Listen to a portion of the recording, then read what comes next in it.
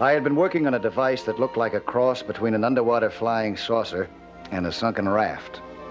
The idea was to develop a small-scale base of operations that could be moored underwater. That way, a diver could stay down much longer and work far more effectively. Ultimately, it could serve as an underwater observation station, a research platform, or an automatic sentry.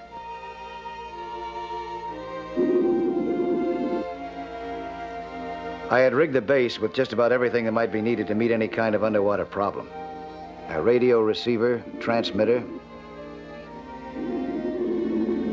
spare air tanks and regulators, a well-equipped first aid kit,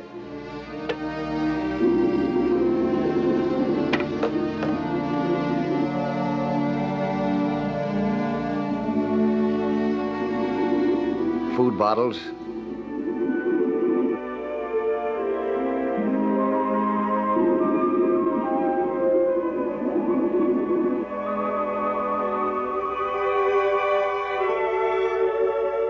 underwater flares. But I still hadn't had a chance to give it a good test. That chance was coming toward me a lot faster than I realized, with human life about to be precariously balanced on the testing scales.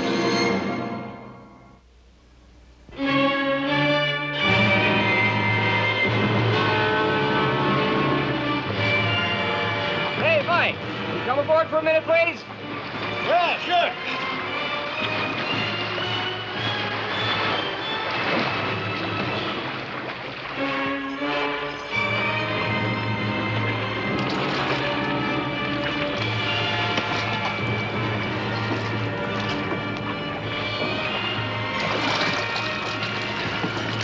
Howdy, Jerry. Howdy, Mike. This is Norm and Harry Hervey. Glad to meet you. Ah, nice meeting you. No? Oh, well, Harry Hervey. Ah. Those names sound familiar. You've heard of us? Oh, yeah, sure. You're photographers. You do underwater photography for important magazines. That's right. And mighty good at it, too, I might add. Well, thank you. But maybe not quite good enough for our next job. It's a big one. A very big one. We plan to photograph the Santa Colada. Santa Colada? Hey, that is a big one. First exclusive news photos of that ship lying on the bottom would be worth a fortune. At any front page of magazine cover in the world. We intend to get those pictures. But she's down at least 180 feet, and in bad water. The deepest we've ever been is 90 feet. Oh, that's quite a difference, isn't it? Well, that's just why we're here, Mike. We'd like to have you put in with us. Oh, I'm sorry. I'm in the middle of something at the moment. Well, we need you right now while that ship is still hot news. Oh, sorry. I'm busy right now. Well, I guess we'll just have to go it on our own then, honey. It's twice as deep as you've been diving. You'll have to do some special training in order to operate properly at that depth. Well, how about running us through a few deep dives right here for familiarization? And then we can go it on our own from there.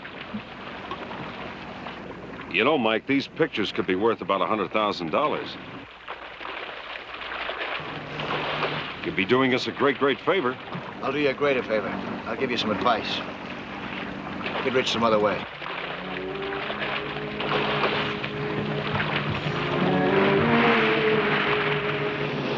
The next day, I was heading out to conduct more tests on my underwater base.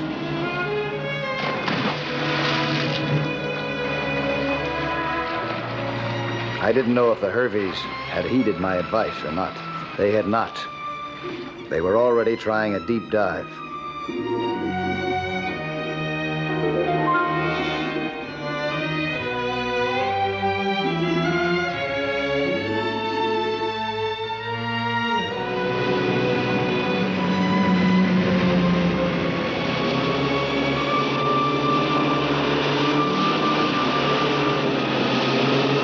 I saw the Herveys' boat and knew that they must be diving. I wasn't going to avoid them, but whatever kind of dive they were making, I didn't intend to get involved.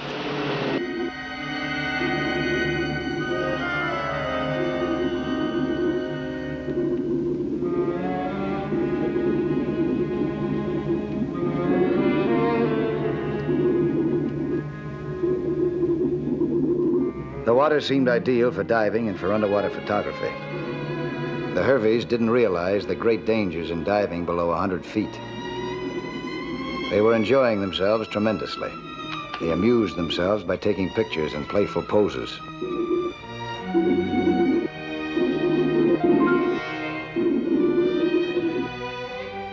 They tried weightless acrobatics. They realized that the pressure might affect them after a while. But they didn't realize that one of the dangers can creep up on a diver before he knows it, even though it may not affect another diver at the same depth. Its first symptoms can be very pleasant. The diver has a false sense of gaiety and security and confidence. Begins to suffer delusions. Some of the delusions are playful, some of them violent. All of them are deadly dangerous, not only to the diver himself, but to anyone near him. It's called nitrogen narcosis, rapture of the deep. The rapture of the deep had hit Harry with full force in its most violent form. In his distorted mind, his wife suddenly had become a sea creature, about to attack him. He whipped out his knife to attack first. In a moment, she was fighting for her life.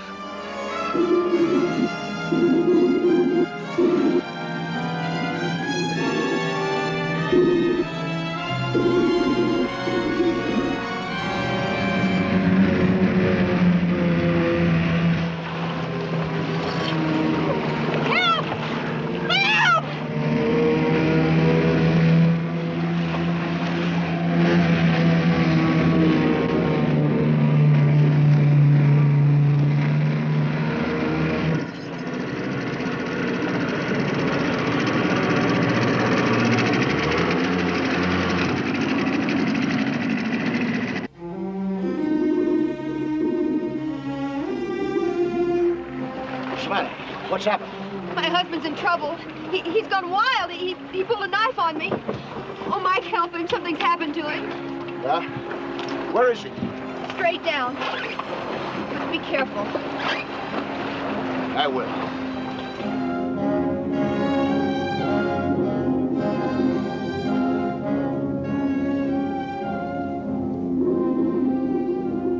I figured immediately that Hervey must have been hit by a bad case of nitrogen narcosis. If I didn't get to him quickly, he'd hurt himself and drown. I found the safety line and moved down cautiously. I wasn't able to see Hervey, but he saw me.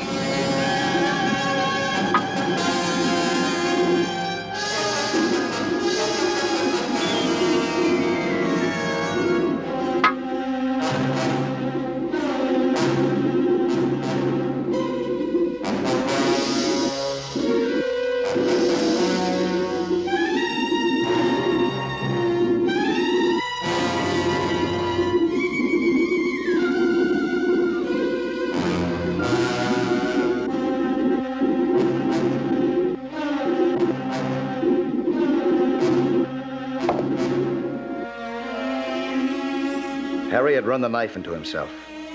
That calmed him down.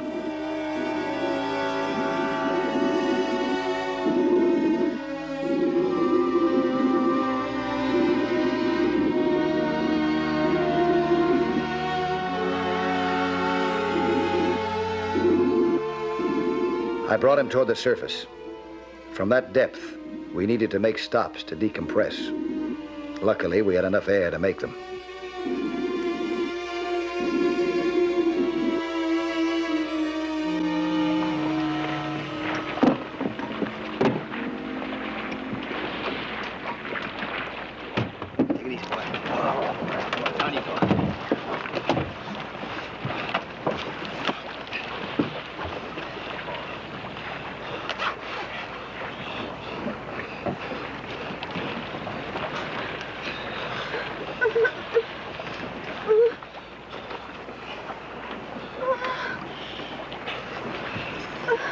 The Benz, Mike.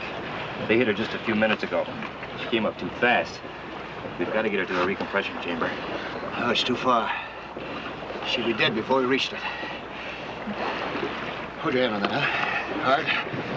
Get him to a hospital. What about her?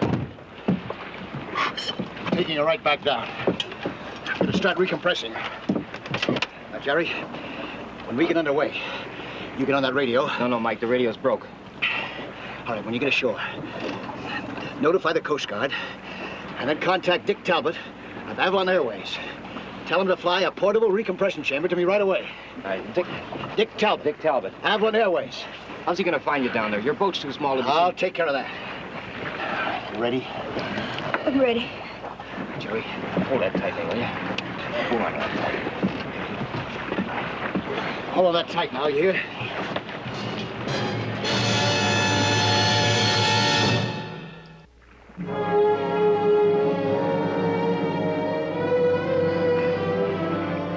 Norma Hervey had come up from great depth much too fast. She had a bad case of the bends. A decompression chamber could save her life, but one might not get there for hours. Norma couldn't last that long.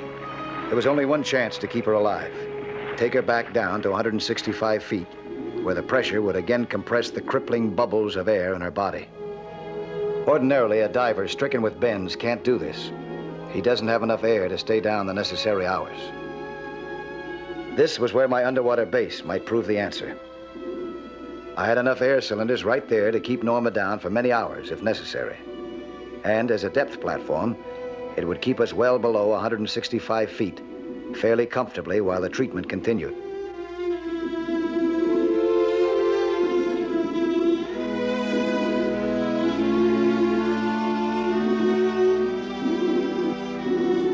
In our hurry, we hadn't even had time to strap on Norma's tank. Putting it on was painful for her.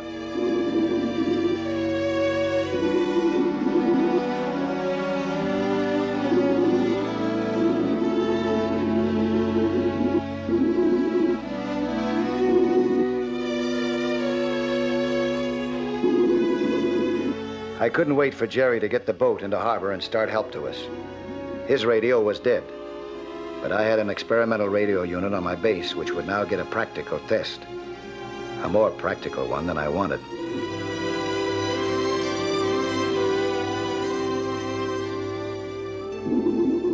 The transmitter receiver, built with new techniques of miniaturization, was designed to float to the surface when released. A waterproofed throat microphone and earplug were wired to the radio. Once on the surface, it could transmit a limited range. I hoped that it would be far enough.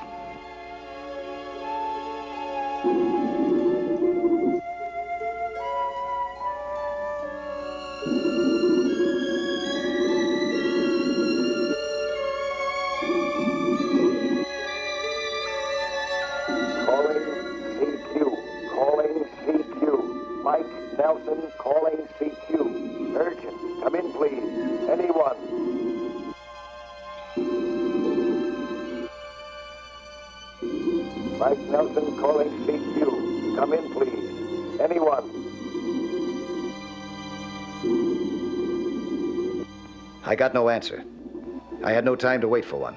Norma's condition was getting worse.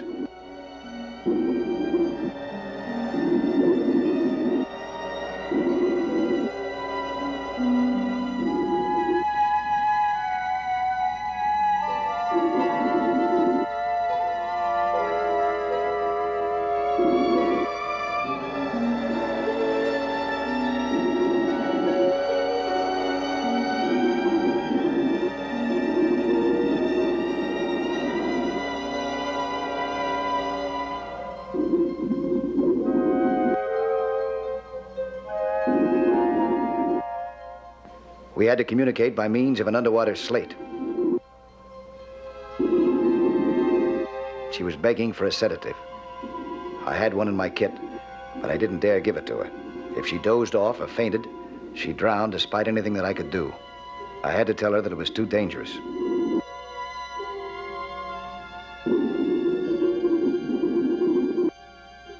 She pleaded with me that she couldn't stand the pain.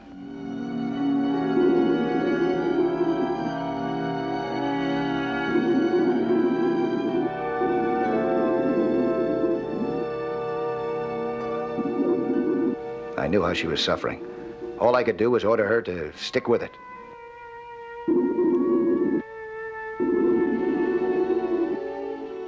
She did stick with it. Her pain seemed to be easing somewhat. The return to pressure was having its effect. In one way, that wasn't good. The stabbing pains had helped to keep her awake. Now I could see that she was growing lethargic.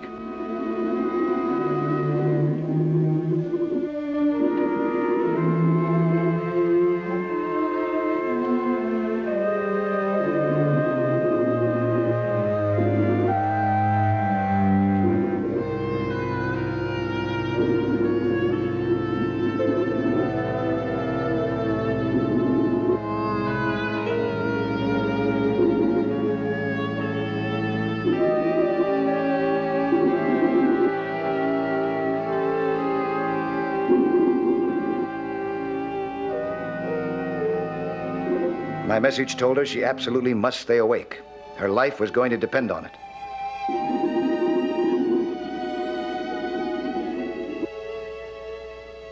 I tried the radio again. I wasn't sure that it was working. Maybe no one was in range. Mike Nelson calling CQ, calling CQ, calling CQ. Mike Nelson calling CQ. Come in, please. Anyone? Calling CQ. Calling CQ. Mike Nelson, please, come in, CQ. Come in, anyone who hears me. Come in, CQ. Calling CQ. Urgent. Urgent. Calling CQ. I had to tend to Norma again. She was slipping in her fight to remain conscious.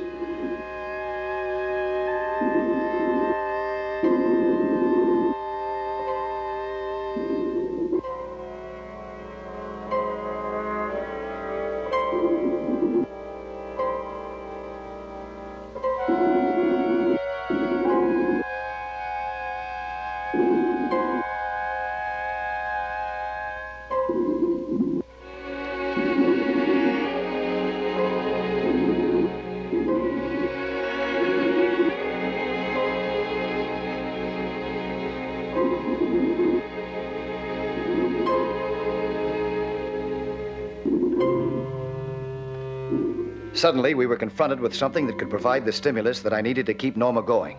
Sharks. Ordinarily, underwater, it is far more likely that a shark won't attack than that he will. But sharks have an uncanny ability to sense weakness. Like sea vultures, they seem to know that this girl was failing rapidly. Deliberately, I let them come closer. I was hoping that when Norma saw them, the adrenaline of fear and alarm would jolt her wide awake again. I let them come as close as I dared. My supplies included a shark repellent attached to spears. It was a new type with the scent of porpoise. Sharks fear the porpoise, which often batters them to death. But no repellent works for sure.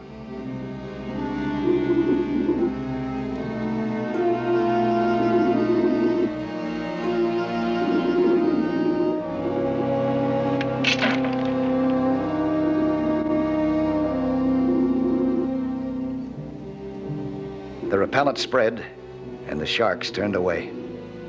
I realized that unless Dick was already on his way in the amphibian with the decompression chamber, he'd never get to us in time. I had to find out. I decided to try and get him on the radio.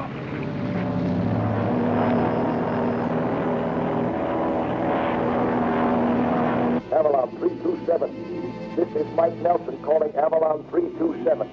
Avalon 327 calling Mike Nelson. I read you, Mike. Very weak, but I read you. Do you see the boat, Dick?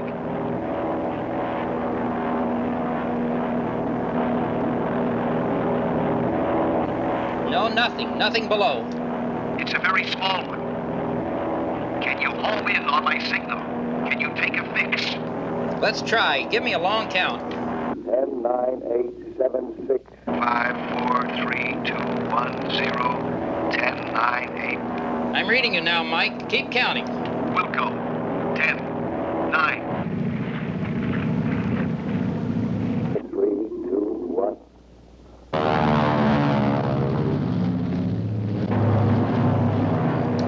I'm losing you, Mike. I'm losing you.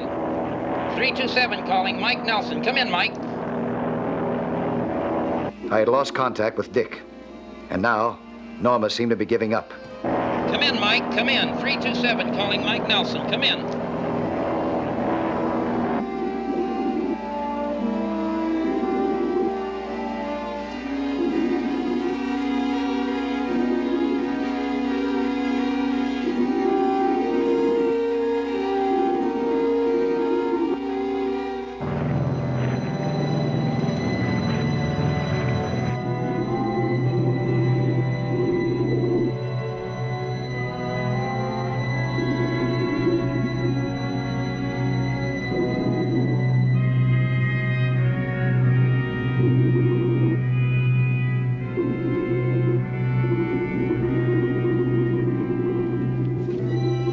had to keep her active somehow. Among my stores, I had supplies of liquid food in plastic bottles. I showed Norma how to take them.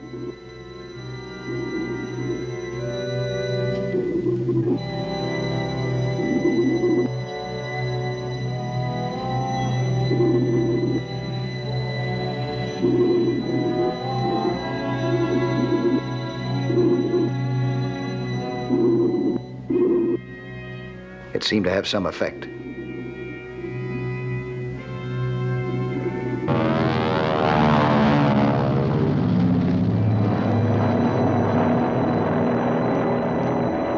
Avalon 327.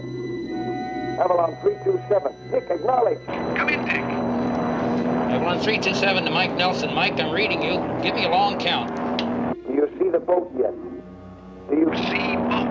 Do you see the boat? Acknowledge, acknowledge. Do you see the boat? Acknowledge, acknowledge. I'm losing you, Mike. I'm losing you again.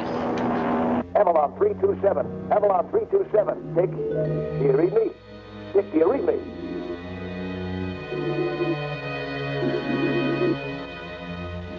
If there was any hope left at all, it would be on the surface. I had been conserving my smoke flare until I could be sure that Dick was close overhead. Now I would have to use it. I ignited it and sent it up. The smoke would be our last resort. I started to crank the platform toward the surface.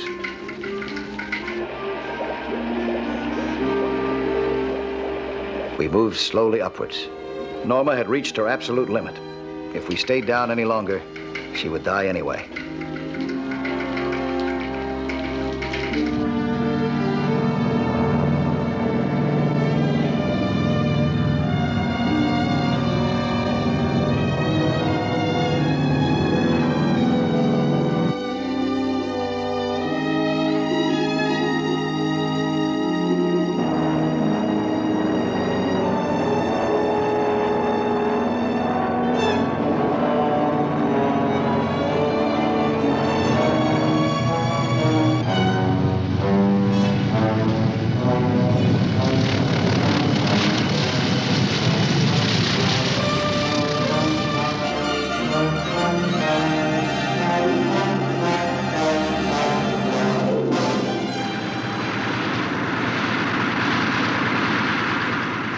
When we broke the surface, there was the amphibian.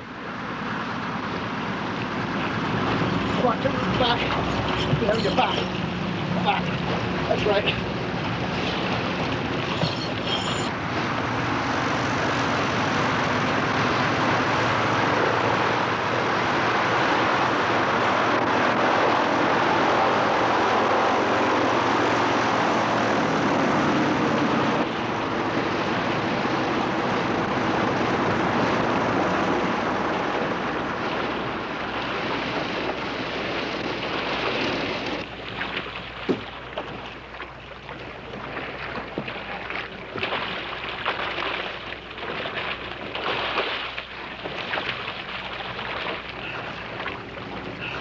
In half a minute, Norma was inside the portable recompression chamber and on her way. The underwater base of operations had met its first real test. No matter how it might be tested in the future, none would ever be more satisfactory.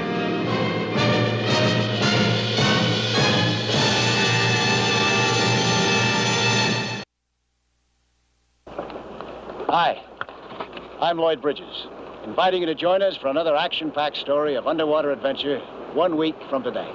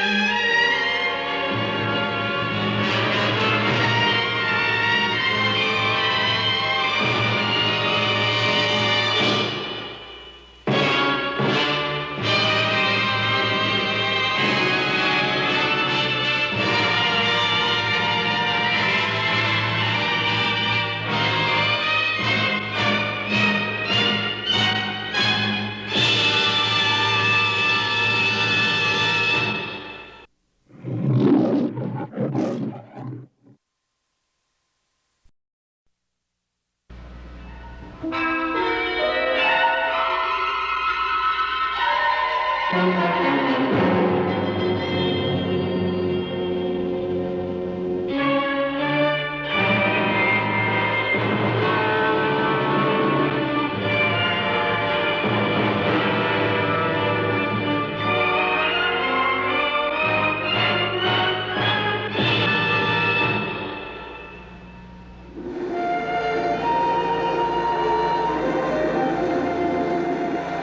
had agreed with an oceanographic institute to teach one of its scientists to skin dive.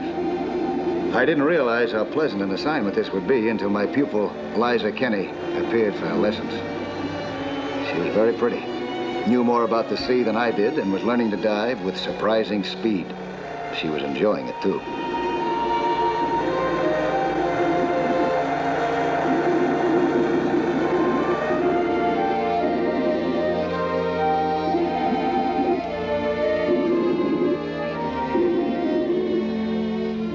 Despite the fun of diving, nothing could divert her long from the project in which I was also to assist her, a study of kelp. This remarkable plant is a friendly haven for sea life. It's extremely beautiful, but it can also be a dangerous trap for divers. Rich in vitamins and minerals, it is one of the fastest growing things in nature and could one day wipe out famine in the world. All this had caught Liza's imagination. And mine, too.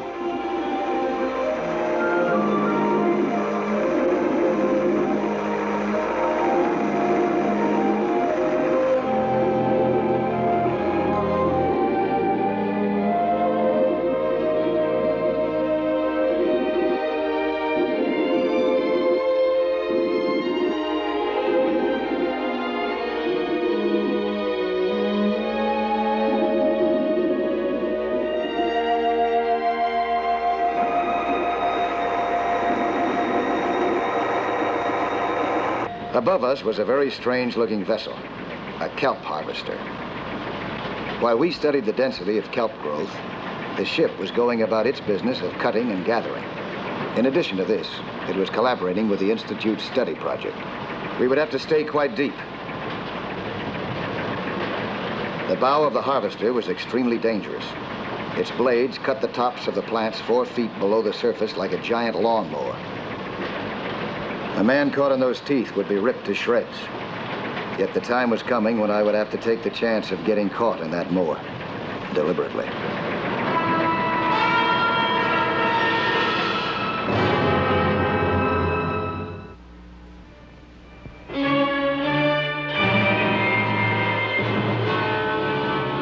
The next day, Liza and I were at the kelp processing plant.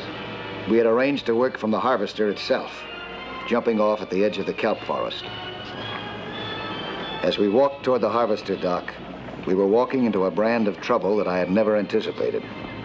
15 years I've been fishing around the kelp. Always it's good. Then this boat come and it is bad. They cut the kelp and the fish go away. We go broke because of you. Oh, no. Cutting the kelp doesn't affect your fish. Hi, Mike. Mike, come here a minute, will you? This is Mike Nelson. He's a marine specialist. He'll tell you. Well, it's only the top of the kelp that's cut, you know. That lets in more sunlight, which makes more food in the kelp for your fish. Helps your fishing, as a matter of fact. The law only allows them to cut down to 4 feet. That's right. Yeah, I'm sorry about your fishing. It hasn't been any good lately, but it has nothing to do with this man's boat, or the kind of work that he's been doing with it. You're a liar. You're all liar. Oh, please. That's enough of that, mister. You better get off the dock. I warn you. I said get off the dock. No, let him go. This thing's got to be settled. Might as well be right now. Let him go. Let me go.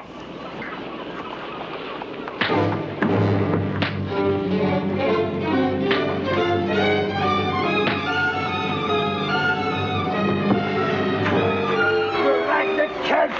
Eat it.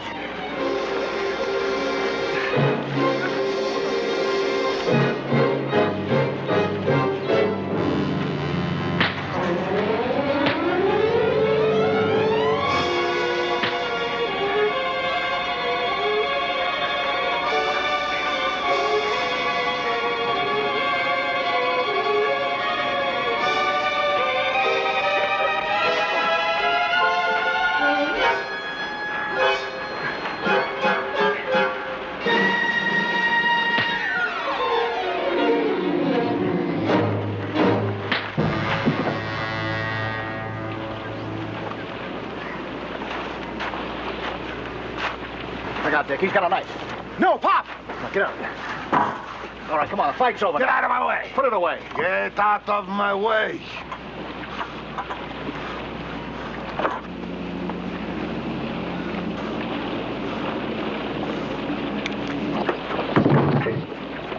Watch out! Break it up. Get up, will you?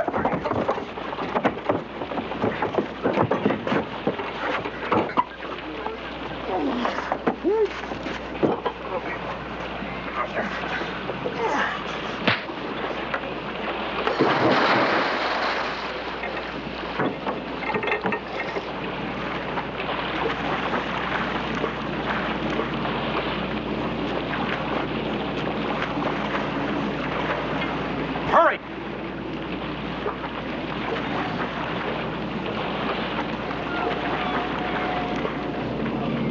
Maybe that'll cool him off enough now so he'll listen to reason. Wish I could believe you.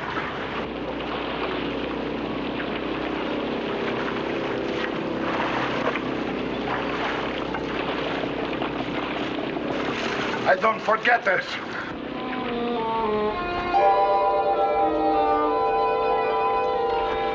It sounded like an idle threat, but we'd have been wise to have taken it seriously.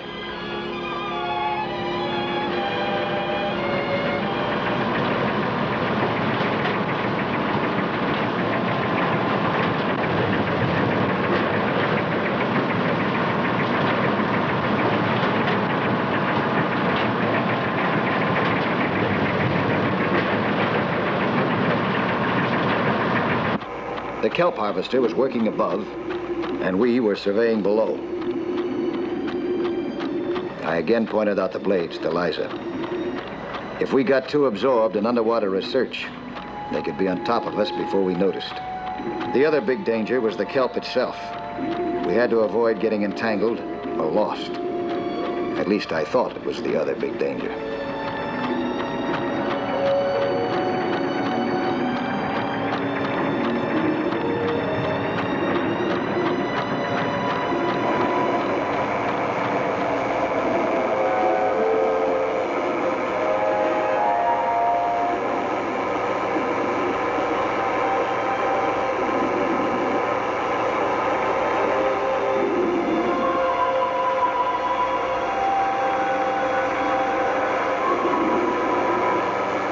Liza was a good pupil. She remembered all the safety rules and obeyed signals. By the time we boarded the harvester again, I was quite confident of our ability to cope with any problems that we might meet in the kelp.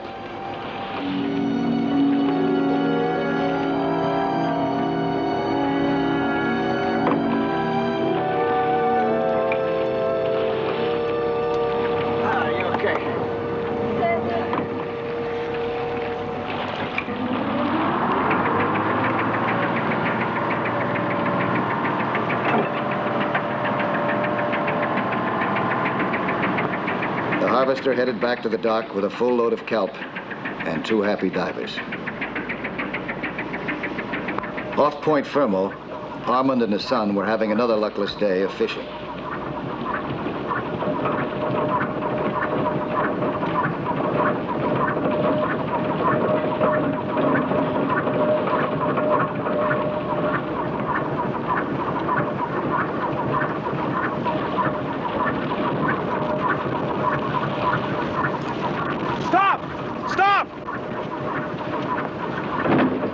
A mine in the net!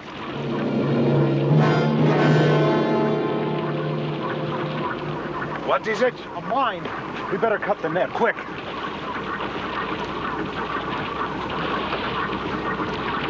No. If it were dangerous, by this time we would all be... Look there. It is not armed. I better call the Coast Guard. They would take care of it. No, wait. Bring in the net and the mine. We are going back to the Kelp. Wait a minute, Pop. I know what I'm doing. But you can't go around blowing up ships. Did I raise you as a man or a jellyfish? We find a mine. We get rid of it. If the kelp cutter happens to come along in the same place, it is a slight accident. I won't let you do it. If you do not like what I do, take your wife and your brood and leave my house. Or show me you have a man's strength and courage to fight for that which he lives by. The fish in his net and the bread on his table. Don't threaten to throw me out, Pop. Bread I'll always have.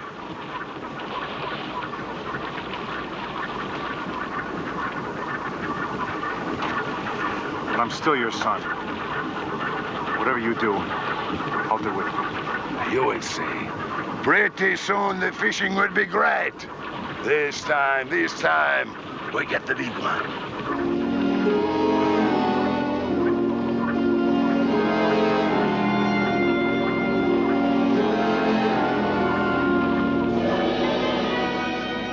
By the next morning, they had armed the mine. They had tied it to the kelp just below the surface, where it couldn't be seen and where the harvester would inevitably hit it.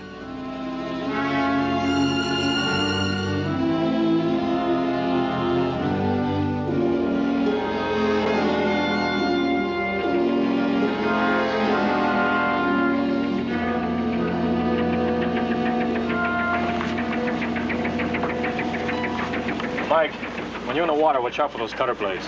Don't worry, boy. I remember one morning I saw a seal get caught on it. It wasn't a pretty sight. I bet it wasn't. I'll take care. Bet it will. Come on, you ready to go here? Yeah.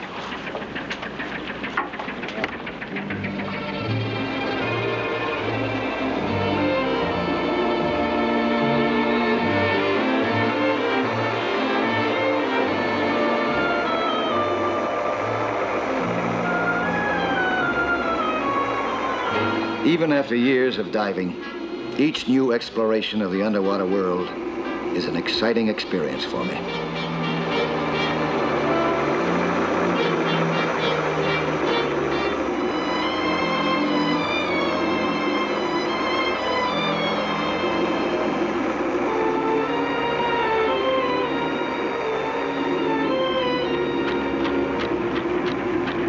We kept a weather eye open for the kelp harvester working above.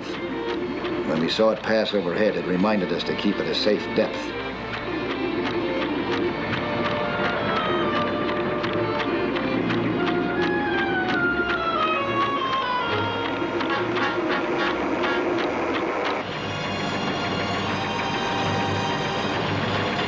We had no idea that after a few more long sweeps, the blades of the mower would hit the concealed mine. If it did, we would all be destroyed.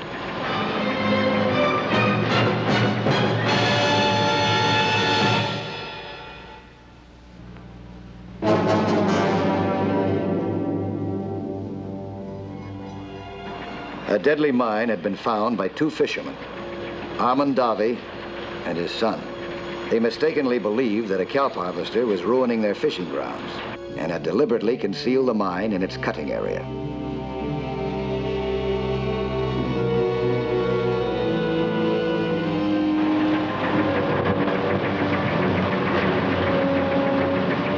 Liza and I were working underwater very close to the mine, but kelp is a perfect cover, and we had seen nothing.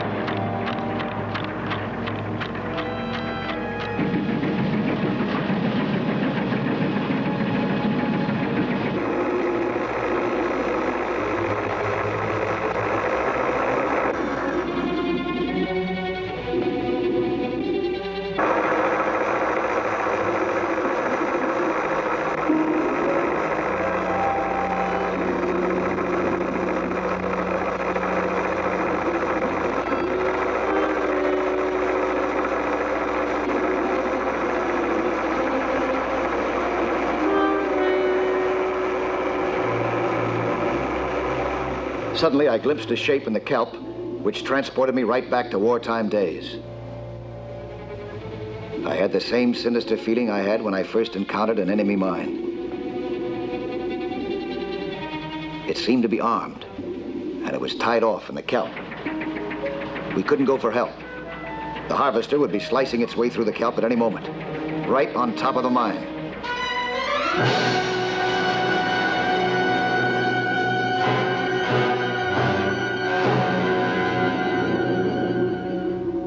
I tried to make Liza understand the problem, but she was afraid of what might happen to me. All I could do was to write mine on her scooter.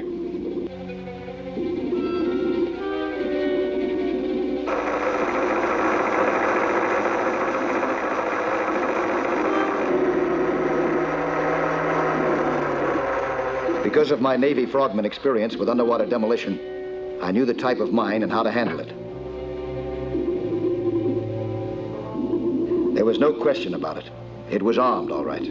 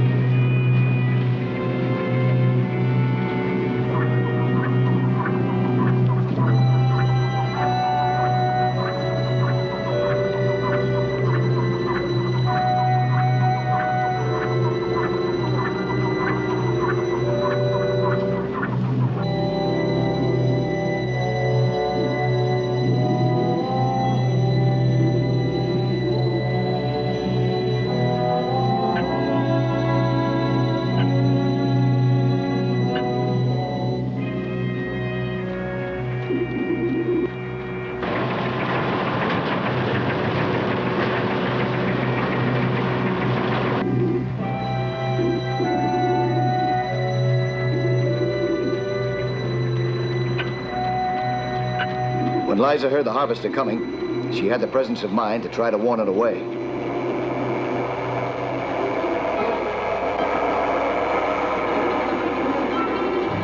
The arming mechanism was jammed tight. It was old and stiff.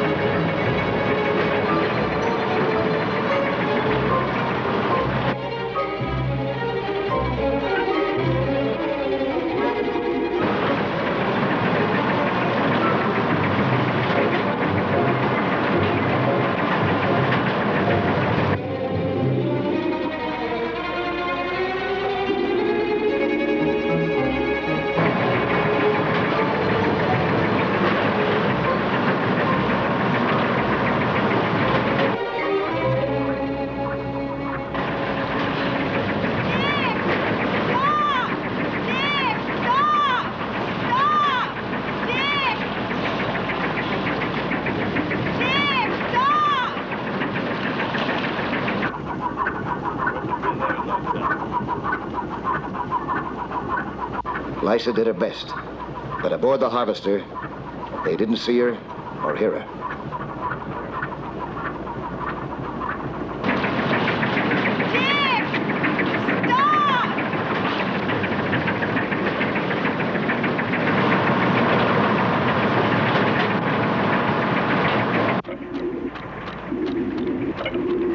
I realized that I wasn't going to be able to disarm the mine, not in time. The harvester would be on us in seconds.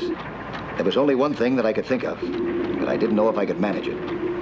I had to get that mine down below those mower blades, so they wouldn't hit it. Just long enough for the harvester to pass by.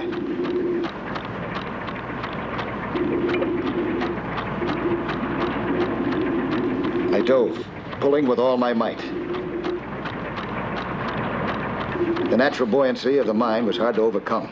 I strained and kicked.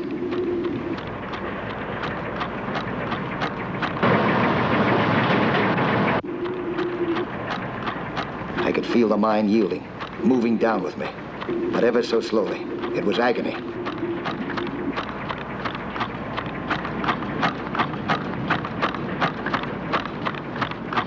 I kicked with everything I had, trying to get the maximum force of water resistance against my swim fins.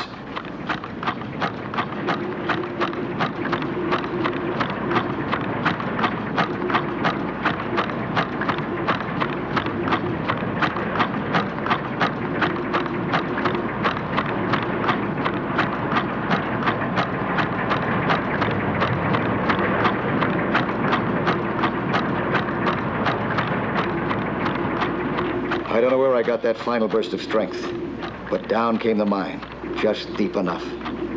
The ship and the mower sailed past. The margin was as narrow as anything I've ever lived through, but it was enough. Let's get out.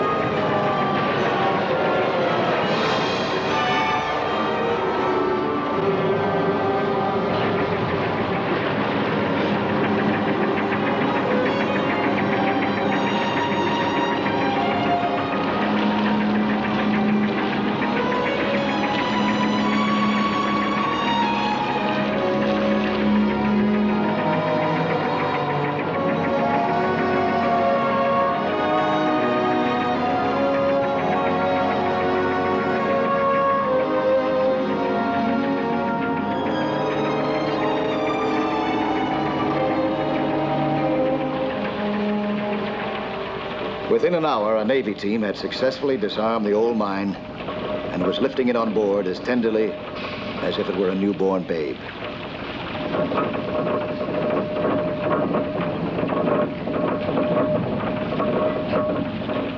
I had saved the rope that had tied the mine to the kelp because I had a good idea where it came from.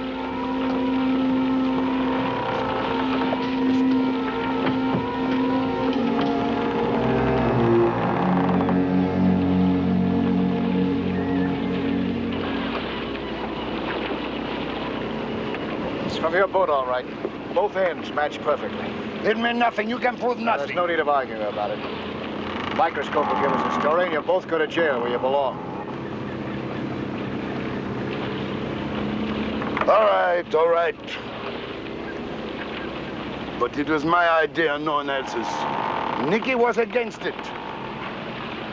But he could not stop me. He tried, but I threatened him. I am a fool. Do with me what you want, but let my boy go.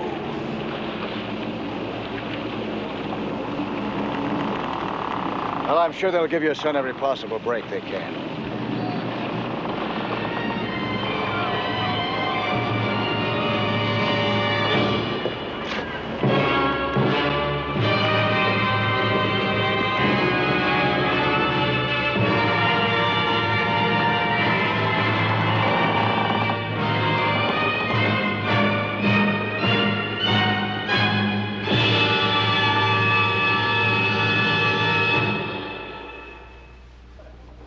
Hello there.